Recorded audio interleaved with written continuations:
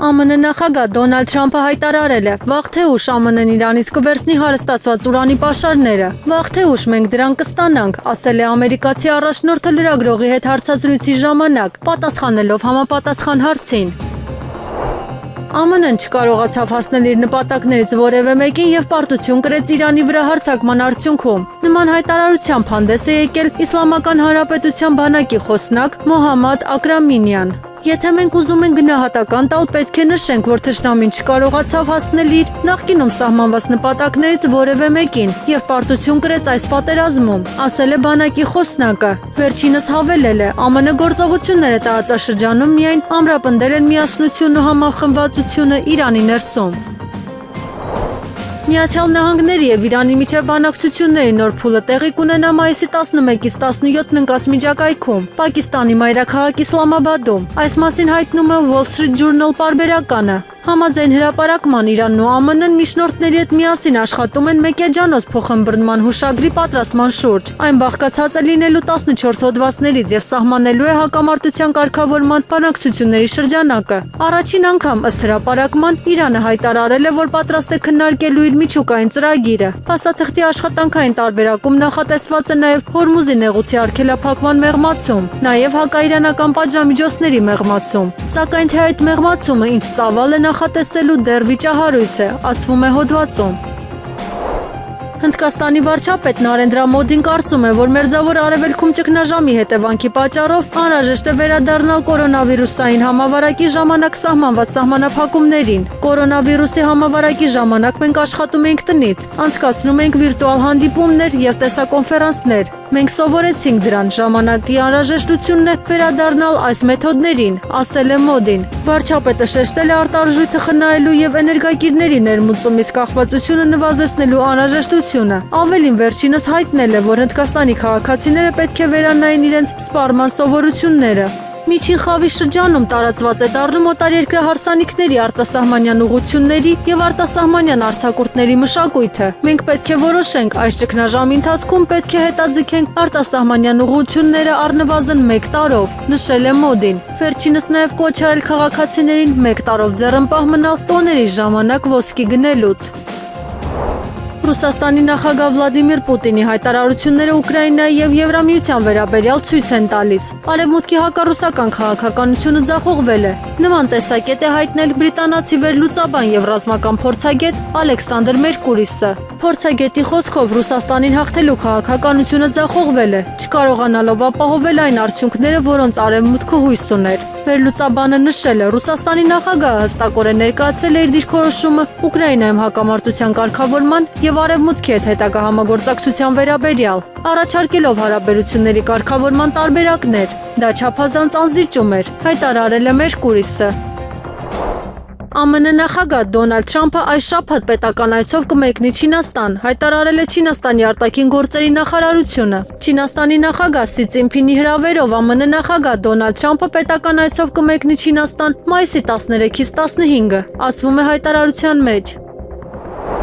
Մայիսի 10-ին ԱՄՆ հայոց կաթողիկոս Գարեգին II-ն այցելել է Գործարար ուժեղ Հայաստան կուսակցության նախագահ Սամվել Կարապետյանին։ Տեղեկությունը հայտնել են Մարիաթոռի տեղեկատվական համակարգից։ Ամենայն հայոց կաթողիկոսը վստահություն է հայտնել, որ հակառակ այս նեղությունների Տիար Սամվել Կարապետյանը հուսառատությամբ հայրենասեր ու եկեղեցասեր իրեն բնորոշ ոգով պիտի շարունակի ազգօգուտ իր ծանրակշիռներ դրումը բերել հանուն հայրենիքի եւ աշխարհասփյուռ հայոց կյանքի պայծառության։ Նշենք, որ 2025 թվականի հունիսի 17-ին Սամվել Կարապետյանի տանը խոզարկություն իրականացվեց այն բանից հետո, երբ նա հրապարակավ աջակցություն հայտնեց հայ առաքելական եկեղեցուն, ընդգծելով, որ մի փոքրիկ խմբակ մոռանալով հայոց պատմությունը, հայ ժողովրդի հազարավոր տարիների պատմությունը հարձակվել է հայ եկեղեցու վրա, հայ ժողովրդի վրա։ Կարապետյանը կալանավորվեց հունիսի 18-ին։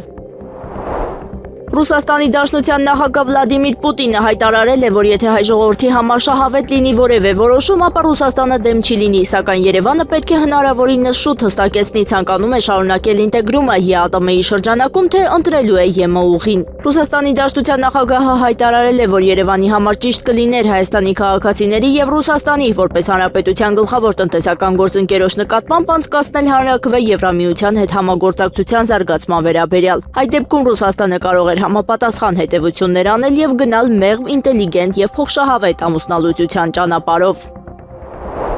Մենք միշտ ասել ենք, երբ գա պահը, որ Հայաստանը պետք է ընտրություն կատարի ԵԱՏՄ-ի եւ ԵՄ-ի միջև, հասկանալիորեն կկատարենք, ոչ մի նոր բան չկա, մենք ԵԱՏՄ անդամ ենք։ Այս մասին ասել է Հայաստանի արտաքին գործերի նախարար Արարատ Միրզոյանը, անդրադառնալով Պուտինի հայտարարությանը։ Եվրամիությունը կաջակցի Հայաստանին ԵՄ անդամ դառնալու ցանկության հարցում, հայտարարել է ընդլայնման հարցերով Եվրահանձնակատար Մարթա Կոսը, մեկնաբանելով ԵՄ-ին եւ ԵԱՏՄ-ին հանրապետության անդամակցության վերաբերյալ վերջին հայտարարությունները։ Եվրոպական քաղաքական համայնքի հանդիպումը, ինչպես նաեւ ԵՄ Հայաստան գաղտնի ժողովը ցույց տվեցին, թե ինչ ճանապարհով են նրանք ցանկանում գնալ եւ Եվրոպան կաջակցի նրանց, ասել է նա Բրյուսելում։ Կառավարության հետ առաջարկում ենք խստացնել թմրամիջոցների իրացման համար նախատեսված պատիժները, մասնավորապես առաջին խոշոր չափերով կամ տեղեկատվական տեխնոլոգիաների միջոցով իրացնելու դեպքում սահմանել 5-ից 10 տարվա պատիժ, երկրորդ առանձնապես խոշոր չափերով կամ անչափահասի նկատմամբ կամ անչափահասի ներգրավմամբ, թմրամիջոց իրացնելու դեպքում սահմանել 8-ից 15 տարվա պատիժ։ Այս մասին ազգային ժողովի արտահերթ նիստում հայտարարել է ԿՊԱ-կան պատգամավոր Հայկ Սարգսյանը։ Եթե գործող օրենքով Տելեգրամով թմրամիջոց իրացնելու համար սահմանվում է 3-ից 6 տարվա պատիժ, ապա այս նախագծով խստացվում է դառնալով 5-ից 10 տարվա պատիժ։ Եթե գործող օրենքով անչափահասի թմրամիջոց վաճառելու համար սահմանվում է 3-ից 6 տարվա պատիժ, ապա այս նախագծով խստացվում է դառնալով 8-ից 15 տարվա պատիժ, նշել է Հայկ Սարգսյանը։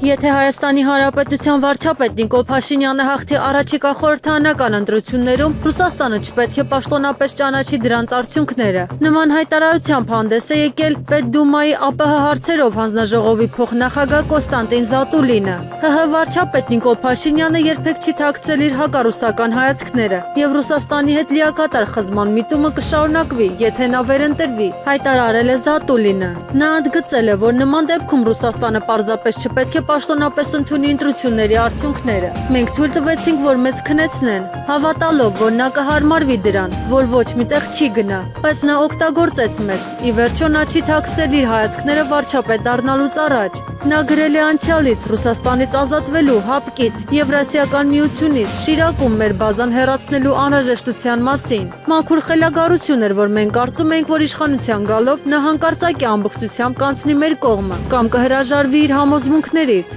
Այս առումով նա լիովին հետևողական մարդ է, նա իհարկե խորամանկ է, հետևաբար նա պարտադիր չէ, որ այս ամենը բարձրաձայն ասի, հատկապես երբ Կրեմլում հանդիպում է Վլադիմիր Պուտինի հետ։ Բայց հիմա նա նույնիսկ այդ դիմակները հանել է։ Դրանք հանվել են 2022 թվականին, քանի որ մենք մտանք առճակատման մեջ այն արևմուտքի հետ, որին նա ձգտում էր, եւ նա սկսեց իրականացնել այս քաղաքականությունը, ասել է Զատուլինը։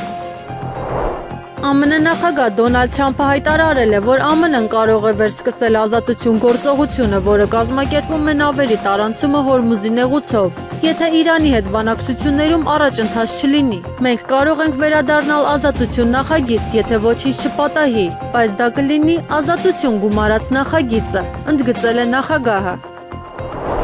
Ռուսաստանն ու Բելարուսը ունեն զենքի ավելի լավ զինանոց, քան երբևէ։ Լրագրողներին հայտնել է Բելարուսի առաջնորդ Ալեքսանդր Լուկաշենկոն։ Ես լավ գիտեմ ձեր զենքը, քանի որ այն նաև մերն է։ Մենք արդեն մի քանիսը ավելացրել ենք ձեր ունեցածին։ Մենք մի քանիսը ձեռք ենք բերել ձեզանից, մենք մի քանիսով զինվել ենք։ Դուք լավ գիտեք, ուստի այսօր մենք ունենք զենքի ավելի լավ զինանոց, քան երբևէ, ընդգծել է Բելարուսի առաջնորդը։ Սլովակիայի վարչապետ Ռոբերտ Ֆիցոն ժամանել է Կրեմլ, որտեղ տեղի է ունենում հաղթանակի օրվա պատվին կազմակերպված ընդունելություն։ Ֆիցոն ժամանել է հաղթանակի օրվա պատվին կազմակերպված հանդիսավոր ընդունելությանը եւ Կրեմլի շենքում նրան դիմավորել է պատվո պահակախումբը նվագախմբի ուղեկցությամբ։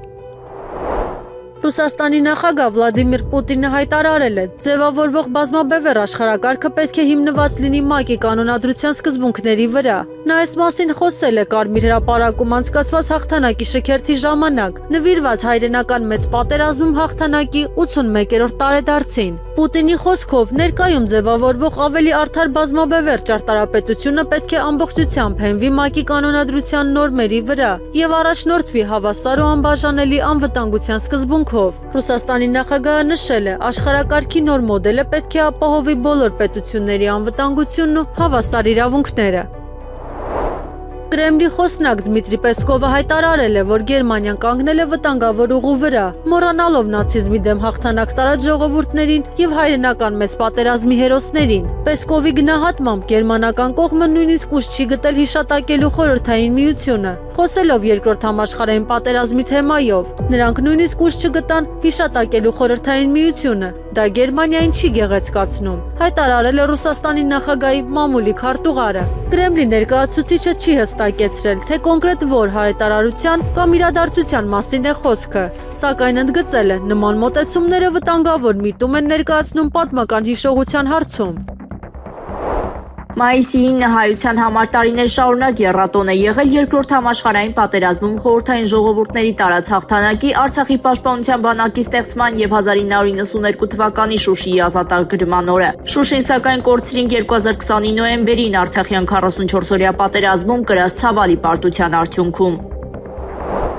Հաղթանակի օրվա կապակցությամբ Եռաբլուր Պանթեոն այցելել քաղաքական հասարակական գործիչներ, Եռաբլուր է այցելել նաև Հայաստանի Հանրապետության երկրորդ նախագահ Հայաստան դաշինքի ղեկավար Ռոբերտ Քոչարյանը, նրան ուղեկցել են Հայաստան դաշինքի ներկայացուցիչները։ Եռաբլուրի եկեղեցու մոտ Ռոբերտ Քոչարյանը հանդիպել է Արցախի նախկին նախագահ Սամվել Շահրամանյանին եւ կարճ զրույց ունեցել։ Երկրորդ նախագահը նաև պատասխանել է լրագրողների հարցերին։ Ամենից լավ իրենց հիշատակը պահել է իրենց գործին հավատարիմ լինելն է։ Սա է, որ բացակայում է իշխանավորների մոտ եւ սրա վերջը իսկապես պետք է տալ։ Այս մասին նշել է Ռոբերտ Քոչարյանը։ Դիտարկմանը, որ Նիկոլ Փաշինյանն ընդդիմությանն անվանում է պատերազմի եռագլուխ, կուսակցություն Քոչարյանն ասել է. «Մենք արդեն տեսել ենք, որ եռագլուխը ինքն է Ալիևը եւ Էրդողանը», նշել է Ռոբերտ Քոչարյանը։ Հոգևոր դասի ներկայացուցիչները Վեհափար Հայրապետի գլխավորությամբ հաղթանակի զբոսայգում հարկանգի տուրք են մատուցել նահատակների հիշատակին, ապա Վեհափար Հայրապետը աղոթք է հնչեցրել անմար կրակի մոտ։ Պլեխանովի անվան ռուսական տնտեսագիտական համալսարանի Երևանի մասնաճյուղում տեղի ունեցավ հայրենական մեծ պատերազմում տարած հաղթանակի օրվան նվիրված տոնական միջոցառում։ Մասնաճյուղի ուսանողների կողմից կազմակերպված միջոցառումը եւս մեկ անգամ հիշեցրեց ֆաշիզմը հաղթածների հերոսության մասին։ Это благодарность героям, которые подарили нам будущее ценой собственной жизни. Поэтому давайте сегодня с уважением и благодарностью почтим память наших героев минутой молчания, которые подарили нам мирное небо и будущее. Մասնաճյուղի տնօրեն պատմական գիտությունների թեկնածու Ռուսաստանի Դաշնության կրթության պատվավոր աշխատող Թամարա Ռազմիկովնա Վարդանյանը հանդես է եկել հանդիսավոր խոսքով։ Նա ընդգծել է հաղթանակի հատուկ նշանակությունը ինչպես ամբողջ աշխարհի, այնպես էլ հայ ժողովրդի համար։ Եթե ֆաշիզմը հաղթեր, ոչ միայն Խորհրդային Միությունը կդադարեր գոյություն ունենալուց, այլև Հայաստան չէր լինի։ Խորհրդային Հայաստանի սահմաններին կանգնած էր թուրքական բանակը եւ հենց Ստալինգրադի ճակատամարտում տարած հաղթանակն էր, որ կանխեց նրա մուտքը պատերազմի մեջ։ Կարևոր է, որ ուսանողները իմանան եւ հիշեն սա։ Հաղթանակի համար Խորհրդային ժողովուրդը բարձր գին վճարեց, որը պահանջեց հսկայական ջանքեր եւ կորուստներ, եւ մենք պարտավոր ենք պահպանել այս հիշողությունը, նշել է Թամարա Ռազմիկովնան։ Մասնաճյուղի ուսանողները պատրաստել էին հուզիչ ելույթներ հաղթանակի երգերը, որոնք տասնամյակներ անց շարունակում են սրտեր հուզել։ Так чисто и печально мы замолкаем, глядя на небеса. Ինչպես նաև ավանդական վալսը, սիրո մարդկայնության եւ չարիքի նկատմամբ բարության հաղթանակի խորհրդանիշը։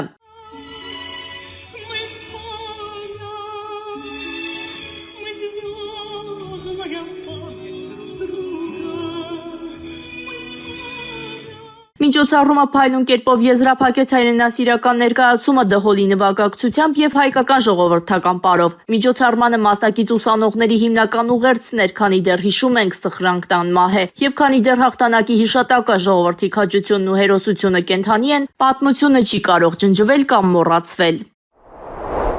Ռուսաստանի Դաշնության նախագահ Վլադիմիր Պուտինը շնորհավորանքներ է հղել նախկին ԽՍՀՄ հանրապետություններին, Աբխազիայի եւ Հարավային Օսիայի ղեկավարներին, ինչպես նաեւ Վրաստանի ու Մոլդովայի ժողովուրդներին, հայրենական մեծ պատերազմում տարած հաղթանակի տարեդարձի կապակցությամբ։ Այս մասին հաղորդագրություն է տարածել Կրեմլի մամուլի ծառայությունը։ Հայրենական մեծ պատերազմում տարած հաղթանակի 81-րդ տարեդարձի կապակցությամբ Վլադիմիր Պուտինը շնորհավորական ուղերձ է հղել Ադրբեջանի, Հայաստանի, Բելարուսի, Ղազախստանի, Ղրղստանի, Տաջիկստանի, Թուրքմենստանի, Ուզբեկստանի, Աբխազիայի, Հարավային Օսիայի ղեկավարներին, ինչպես նաև Վրաստանի ու Մոլդովայի ժողովուրդներին, ասվում է հաղորդագրության մեջ։ Եվրահանձնաժողովը նախազգուշացրել է, որ Իրանի շուրջ լարվածության եւ Հորմուզի նեղուցի հնարավոր երկարատև արգելափակման պայմաններում Եվրամիությունը կարող է բախվել ավելի մեծ վառելիքի պակասի։ Փաստաթղթում նշվում է, որ իրավիճակի սրումը կարող է լրջորեն ազդել ավիափոխադրումների վրա, ներառյալ թռիչքների չեղարկումները։ Եվրահանձնաժողովում նաեւ հայտնել են, որ Jet A տեսակի վառելիքի օգտագործման համար իրավական խոչընդոտներ չկան, թեև Եվրոպայում ավանդաբար կիրառվում է Jet A1 ստանդարտը։ Նշվում է, որ ոլորտի բազմաթիվ ընկերություններ արդեն դիտարկում են այլընտրանքային տարբերակների կիրառումը։ Բացի այդ, Բրյուսելում հայտարարել են, որ երթուղիների փակումը կանխելու նպատակով եվրոպական ավիաընկերություններին կարող է թույլատրվել ժամանակավորապես շեղվել այն կանոնից, ըստ որի վառելիքի առնվազն 90%-ը պետք է լիցքավորվի Եվրամիության օդանավակայաններում։ ԱՄՆ նախագահ Դոնալդ Թրամփը հայտարարել է, որ կարող է ստանալ ԱՄՆ առաջարկներին Իրանի պատասխանը առաջիկա մի քանի ժամվա ընթացքում։ Ես հավանաբար այսօր երեկոյան նամակ կստանամ, այնպես որ կտեսնենք, թե ինչպես կընթանա, ասել է ամերիկյան առաջնորդը։ Եվրոպական միության առաջնորդները պատրաստվում են Ռուսաստանի նախագահ Վլադիմիր Պուտինի հետ հնարավոր բանակցությունների։ Այս մասին հայտարարել է Եվրոպական խորհրդի նախագահ Անտոնիու Կոշտան։ Հաղորդագրության համաձայն Եվրոպական խորհրդի նախագահն ասել է, որ Պուտինի հետ Եվրամիության բանակցությունների ներուժ է տեսնում, նշելով, որ դաշինքը այս հարցում ստացել է Ուկրաինայի առաջնորդ Վոլոդիմիր Զելենսկու աջակցությունը։ Ես բանակցություններ եմ վարում 27 անդամ պետության ղեկավարների հետ, որոշելու թե ինչպես ենք լավագույն կազմակերպվելու եւ կոնկրետ ինչ պետք է քննարկենք Ռուսաստանի հետ, երբ դրա համար հարմար պահ լինի, ասել է Կոշտան։ Նրա խոսքով Պուտինի հետ բանակցությունների ներուժ կա, բայց առայժմ ոչ ոք չի տեսել լուրջ քննարկումներին արդյունավետ մասնակցելու Ռուսաստանի պատրաստակամությունը։ Վերջինս նաեւ նշել է, որ Եվրամիությունը մտադիր չէ միջամտել ԱՄՆ-ի գլխավորած բանակցություններին։ Ամերիկյան հարավային հրամանատարության տվյալներով Միացյալ Նահանգները եւս մեկ հարված է հասցրել նավի, որը կասկածվում է Արևելյան Խաղաղօվկիանոսում թմրանյութերի ապօրինի շրջանառության համար օգտագործելու մեջ։ Հետախուզությունը հաստատել է, որ նավը շարժվում էր Արևելյան Խաղաղօվկիանոսում թմրանյութերի մաքսանենգության հայտնի երթուղիներով եւ օգտագործվում էր թմրանյութերի ապօրինի շրջանառության համար, նշվում է հրամանատարության մեջ։ Հարվածի հետևանքով զոհվել է 2 մարդ, մեկը ողջ մնացել։ Հարավային հրամանատարությունը տեղեկացրել է ափային պահպանությանը, ակտիվացնելու որոնողական փրկարարական համակարգը։ ԱՄՆ զինծառայողներից ոչ ոք չի տուժել։ Միացյալ Նահանգների առաջնորդ Դոնալդ Թրամփը խոստովանել է, որ Ռուսաստանի Դաշնության եւ Ուկրաինայի միջև հրադադարի ռեժիմը կարող է երկարաձգվել։ Միգուցե դա լավ բան կլինի։ Ես կցանկանայի տեսնել, որ հակամարտությունը ավարտվի, ասել է ԱՄՆ նախագահը։ Վերջինս նաեւ հավելել է, որ ինքը կցանկանար տեսնել հրադադարի զգալի երկարաձգում։ Հայտնաբերվել է Վեդիում տեղի ունեցած մանկապղծության դեպքով երրորդ անձը քննչական կոմիտեից հայտնել են, որ քրեական վարույթի նախաքննության ընթացքում ՎԵ-ի նկատմամբ հարուցվել է հանրային քրեական հետապնդում քրեական օրենսգրքի 201-րդ հոդվածի 3-րդ մասի 3-րդ կետով, այն է անառակաբարո արարք կատարելը կատարվել է հանցավորին դիմադրություն ցույց տալու կամ իր նկատմամբ կատարվող արարքի բնույթը գիտակցելու հնարավորությունից զրկված։ Ավելի վաղ հայտնի էր դարձել, որ Վեդիում տեղի ունեցած մանկապղծության դեպքով տեղի ունեցած միջադեպի հետևանքով ձերբակալվել է քույրերի հորեղբայրը, անչափահասների բռնության գործով կալանավորվել են Արթուր Երեմյանը եւ Դավիթ Այնազյանը։ Մայիսի 8-ին բազմաթիվ քաղաքացիներ հավաքվել են Սամվել Կարապետյանի տան դիմաց, լսելու նրա ելույթը։ Ուժեղ Հայաստան կուսակցության առաջնորդ եւ վարչապետի թեկնածու Սամվել Կարապետյանը դուրս է եկել եւ ողջունել նրանց, ապա խոսք ուղղել ժողովրդին։ Մենք ձեզ հետ միասին շատ մեծ գործ ունենք անելու, ազատագրելու ենք մեր երկիրը, մեր հայրենիքը խայտառակող, մեր ժողովրդին նվաստացնող Ալիևի փչած փուչիկից։ Դուք եք այն ուժը, որ կարող եք այդպիսի մեծ գործ կատարել մեր ազգի, մեր ժողովրդի, մեր հայրենիքի համար։ Ալիևի մարզպետը հանձնեց մեր հողերը, մեր ժողովրդին 8 տարի կերակրեց ստերով խայտառակեց մեր երկիրը ամբողջ աշխարհի առջև եւ միայն մեր ուժը կարող է Ալիևի մարզպետին ծնկի բերել հայ ժողովրդի առջև։ Դրա համար մենք միասին պարտավոր ենք Ալիևի փչած փուչիկը պայթեցնել, մենք դա շատ շուտով անելու ենք միասին, հայտարարել է Սամվել Կարապետյանը։ Ադրբեջանից Հայաստան կուղարկվեն դիզելային վառելիքով բեռնված 8 վագոն, այս մասին հաղորդում է ադրբեջանական ապալրատվական գործակալությունը։ Բացի այդ, Ռուսաստանից Ադրբեջանի տարածքով Հայաստան կուղարկվի պարարտանյութերով բեռնված 6 վագոն, նշում է լրատվամիջոցը։ Ֆուտզալի Հայաստանի ազգային հավաքականը FIFA-ի թարմացված վարկանիշային աղյուսակում բարձրացել է 8 հորիզոնականով եւ այժմ 15-րդն է։ Մեր ընտրանին այժմ ունի 1255.16 միավոր։ Լավագույն տասնյակը հետևյալն է՝ Բրազիլիա, Պորտուգալիա, Իսպանիա, Արգենտինա, Իրան, Մարոկկո, Ռուսաստան, Ղազախստան, Ուկրաինա, Ֆրանսիա։ Մայիսի 9-ին տեղական ժամանակով ժամը 08:59-ին երկրաշարժ է գրանցվել Հայաստանում Սպիտակ քաղաքից 6 կիլոմետր հյուսիս-արևելք, օջախի 10 կիլոմետր խորությամբ 1.8 մագնիտուդով։ Էպիկենտրոնային գոտում ստորգետնյա ցնցման ուժգնությունը կազմել է 2 բալ, երկրաշարժը գրանցվել է Լոռու մարզի Արևաշող եւ Քարաձոր գյուղերում 2 բալ ուժգնությամբ։ Արևելագետ Վլադիմիր Սաժինը հայտարարել է, ԱՄՆ-ն կարող է ավելի ուժեղ հարվածներ հասցնել Իրանին, եթե Թեհրանը չընդունի Վաշինգտոնի առաջադրած պայմանները։ Փորձագետը նշել է, ԱՄՆ նախագահ Դոնալդ Թրամփը Իրանի առաջ ներկայացրել է պահանջներ, որոնց համաձայնության դեպքում միայն հնարավոր կլինեն բանակցություններ։ Սաժինի խոսքով Վաշինգտոնը Թեհրանին 2 օր ժամանակ էր տվել որոշում կայացնելու համար, սակայն այդ ժամկետն արդեն ավարտվել է։ Փորձագետը կարծում է, ամերիկյան հարվածները նպատակ ունեն ստիպել Իրանին ընդունել ԱՄՆ պայմանները, հակառակ դեպքում սպառնալով նոր եւ ավելի լայնածավալ հարձակումներով։ Նրա գնահատմամբ ներկայում ԱՄՆ-ի եւ Իրանի միջև հնարավոր բանակցությունների համար դրական ելքի հիմքեր գրեթե չկան, քանի որ կողմերի դիրքորոշումները լիովին հակասում են միմյանց։ ՄԱԿ-ում Իրանի մշտական ներկայացուցիչ Ամիր Սաիդ Իրավանին հայտարարել է, Պարսից ծոցում ԱՄՆ ռազմական ներկայությունը հանգեցնում է տարածաշրջանում լարվածության աճի։ Ավելին, ըստ Իրավանի, ԱՄՆ-ն որևէ իրավական հիմք չունի Պարսից ծոցում իր ներկայության համար։ ԱՄՆ ռազմական ներկայությունը Պարսից ծոցում իր սեփական տարածքից հազարավոր մղոններ հեռու որևէ իրավական հիմք չունի։ Դա անկայունացնող գործոն է, հավելել է դիվանագետը։ Ուկրաինայի առաջնորդ Վոլոդիմիր Զելենսկին հայտարարել է, որ Կիևը համաձայնեցնում է ԱՄՆ նախագահ Դոնալդ Թրամփի վարչակազմի հետ առաջիկա բանակցությունների ժամկետները եւ սպասում է ամերիկյան պատվիրակության այցին։ Ուկրաինայի առաջնորդի խոսքով ուկրաինական կողմը ներկայում աշխատում է անհրաժեշտ հանդիպումների եւ այցերի ժամանակացույցի վրա։ Նա նշել է, որ ԱՄՆ նախագահ Դոնալդ Թրամփի ներկայացուցիչների այցը Կիև սպասվում է գարնան վերջում կամ ամռան սկզբին։ Վերջինս նաև հույս է հայտնել, որ այս անգամ հնարավոր կլինի իրականացնել նախատեսված ծրագրերը եւ ակտիվացնել դիվանագիտական գործընթացը։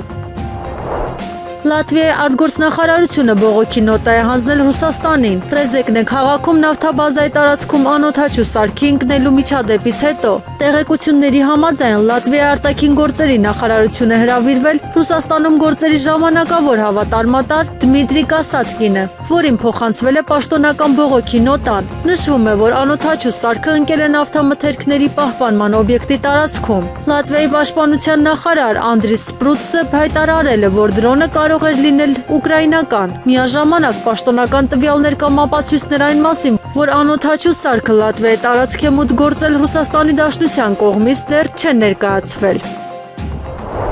Ռուսաստանի պաշտպանության նախարարությունը հայտարարել է, որ ռուսական զինված ուժերը վերահսկողության տակ են վերցրել Դոնեցկի ժողովրդական հանրապետության Կրիվայա Լուկա բնակավայրը։ Գերատեսչության տվյալներով գործողությունը իրականացրել են հարավ-զորախմբի ստորաբաժանումները։ Ռուսական կողմի փոխանցմամբ մարտերի ընթացքում հարվածներ են հասցվել Ուկրաինայի զինված ուժերի մեխանիզացված, ավտոմոբիլային, գրոհային եւ լեռնագրոհային բրիգադներին, ինչպես նաեւ ծովային հետևակի տարածքային պաշտպանության եւ ազգային գվարդիայի ստորաբաժանումներին։ Բացի այդ, Ռուսաստանի պաշտպանության նախարարությունը հայտնել է, որ ռուսական բանակը վերահսկողություն է հաստատել նաեւ Սումիի մարզի Միտրոպոլիա բնակավայրի նկատմամբ։ Այս ուղղությամբ գործող հյուսիս զորախումբը ըստ պաշտոնական հաղորդագրության հարվածներ է հասցրել ուկրաինական մի շարք բրիգադների եւ սահմանապահ ծառայության ստորաբաժանումներին։ Իրանական 3 նավթային տանկեր կարողացել են անցնել ԱՄՆ-ի սահմանված ծովային շրջափակումը եւ հասնել Իրանի ափեր։ Այս մասին հայտնում է իրանական ԻՌՆԱ գործակալությունը, հղում անելով տանկերների շարժը վերահսկող միջազգային ծառայություններին։ Հաղորդագրության համաձայն 3 տանկեր հաջողությամբ անցել են շրջափակման գոտին եւ մուտք գործել Իրանի տարածքային ջրեր։ Միջադեպը տեղի է ունենում Մերձավոր Արևելքում աճող լարվածության եւ Իրանի շուրջ շարունակվող ռազմական ու տնտեսական ճնշումների ֆոնին։ Հայաստանի Հանրապետության կենտրոնական ընտրական հանձնաժողովը մայիսի 7-ի արտահերթ նիստում ուժը կորցրած է ճանաչել падգամավորի 3 տեխնացուի գրանցումը։ Հայաստանի Հանրապետության ընտրական օրենսգիրք սահմանադրական օրենքի 90-րդ հոդվածի 3-րդ մասի համաձայն падգամավորի տեխնացուները քվեարկության օրվանից ոչ ուշ, քան 10 օր առաջ մինչև ժամը 18:00, ինչպես նաև քվեարկության օրվանից հետո դիմումներ կազմելու դեպքում իրավունք ունեն հանելու իրենց տեխնացությունը։ Կենտրոնական ընտրական հանձնաժողովը ստացել է քաղաքացիական պայմանագիր կուսակցության ընտրական ցուցակում ընդգրկված падգամավորի տեխնացուներ Արմեն Փամբուխչյանի, Արմեն Գրիգորյանի եւ բոլորին դեմ կուսակցության ընտրական ցուցակում ընդգրկված падգամավորի տեխնացու Դավիթ Պետրոսյանի ինքնաբացարկի դիմումները նոտարական կարգով ավերացված են եղել։ Գագիկ Առաքելյանը նշանակվել է քննչական կոմիտեի Արարատի մարզային քննչական վարչության պետ։ Վետիում մանկապղծության դեպքից հետո հրաժարական էր տվել Արարատի մարզային քննչական վարչության պետ Տիգրան Շոխոյանը։ Այսօրվա դրությամբ Հայաստանի Հանրապետության ընտրողների ռեգիստրում ընդգրկված ընտրողների ընդհանուր թիվը 2,482,872 է։ Այս մասին հայտնել են Միգրացիայի եւ քաղաքացիության ծառայությունից, որից ըստ գտնվելու վայրի ընտրական տեղամասերում ընդգրկված ընտրողների թիվը 586 է, հաշվառում չունեցող ընտրողների թիվը 16։ Մարդու իրավունքների Եվրոպական դատարանը 2026 թվականի ապրիլի 2-ին կայացրել է վճիռ Խաչատրյանն ընդդեմ Հայաստանի գործով արձանագրելով, որ պետությունը չի կատարել զինվորական ծառայության մեջ գտնվող զինծառայողի կյանքի իրավունքը պաշտպանելու իր պոզիտիվ պարտականությունը եւ չի ապահովել մահվան հանգամանքների արդյունավետ քննություն։ Դատարանը բավարարել է դիմումատուի 2016 թվականի մարտի 25-ին ներկայացրած գանգատը, հաստատելով մարդու իրավունքների Եվրոպական կոնվենցիայի 2-րդ հոդվածի խախտում, թե նյութաիրավական, թե ընդհանցակարգային առումներով։ Գործը վերաբերում է 2011 թվականին զինծառայող ՀԽ-ի մահվանը։ Զինծառայողը, ով ունեցել էր առողջական խնդիրներ եւ տեղափոխվել էր կենտրոնական կլինիկական զինվորական հոսպիտալ, վարակվել էր ջրծաղիկով, որտեղ սակայն պատշաճ միջոցներ չէին ձեռնարկվել ջրծաղիկի վարակի տարածումը կանխելու համար։ Վեդիում սեռական բռնության ենթարկված աղջիկների հորեղբայրը ձերբակալված է։ Այս մասին հայտնել է փաստաբան Ռուբեն Մելիքյանը։ Տղամարդը Երևանի ձերբակալվածների պահման վայրում է, անցնում է 2 դրվագով։ Դրանցից մեկը վերաբերում է Վեդու բաժնի ոստիկաններից մեկին հարվածելուն, գործը Մասիս քաղաքի քննչական կոմիտեի վարույթում է։ Մյուս դրվագը ըստ աղջիկներին սեռական բռնության ենթարկած անձանցից մեկին մարմնական վնասվածք հասցնելն է, ըստ տեղեկությունների դանակահարելը։